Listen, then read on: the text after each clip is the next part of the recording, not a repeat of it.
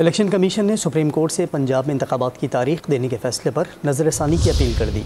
दरख्वास्त में 14 मई को पंजाब में इंतखाबात नामुमकिन करार देते हुए कहा गया कि अदालत उज़्मा ने तारीख देकर इख्तियारात से तजावुज़ किया।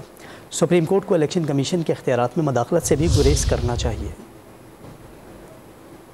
पंजाब में इंतखाबात का मार्का, इलेक्शन कमीशन ने हाथ खड़े कर लिए। इलेक्शन कमीशन ने 14 मई को इंतखाबात नामुमकिन करार देते हुए सुप्रीम कोर्ट से 4 अप्रैल के फैसले पर नजरसानी की इस्तदा कर दी। इलेक्शन कमीशन हुकाम ने रजिस्ट्रार सुप्रीम कोर्ट से मुलाकात करके दरख्वास्त इसी हफ्ते समाअत के लिए मुकर्रर करने की भी इल्तिजा की। दरख्वास्त में मौक़िफ़ अख्तियार किया गया कि सुप्रीम कोर्ट के पास इंतखाबात की तारीख देने का अख्तियार मौजूद नहीं है। अदालत उज़्मा ने तारीख देकर अख्तियारात से तजावुज़ किया है। सुप्रीम कोर्ट को इलेक्शन कमीशन के अख्तियारात में मुदाखलत से भी गुरेज करना चाहिए। अदालत कानून की सिर्फ तशरीह कर सकती है, कानून को दोबारा लिख नहीं सकती। इलेक्शन कमीशन ने मौक़िफ़ अख्तियार किया है कि इदारों की जानिब से सिक्योरिटी और फंड्स फराम नहीं किए गए। बैलेट पेपर्स की छपाई और दीगर उमूर के लिए भी फंड्स मौजूद नहीं है। इलेक्शन कमीशन ने ये खदशा भी जाहिर किया कि अगर पंजाब और खैबर पख्तूनख्वा में पहले इलेक्शन कराए गए तो कौमी असम्बली का इलेक्शन शफाफ नहीं